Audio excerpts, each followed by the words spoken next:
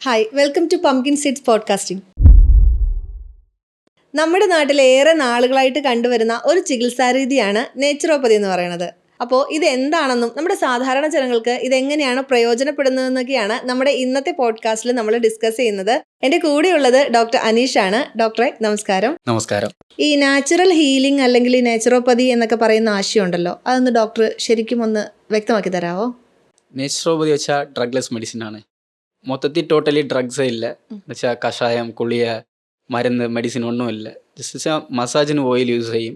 ഇപ്പോൾ ഒരു patient condition അനുസരിച്ച് ഓയിൽ ഡിഫറൻസ് ആവും, പക്ഷെ അകത്ത് കൊടുക്കുന്ന മരുന്നില്ല. ഇപ്പോൾ എന്താ വെച്ചാൽ മെയിനായിട്ട് എലിമിനേഷൻ, ഡീടോക്സിഫിക്കേഷൻ, റെജുവിനേഷൻ അങ്ങനെ വരും. അപ്പോൾ ഒരു പേഷ്യൻ്റ് ഡീടോക്സിഫിക്കേഷൻ ചെയ്യുമ്പോൾ തന്നെ അവർക്ക് ഒരുവിധമുള്ള പ്രശ്നമൊക്കെ മാറും.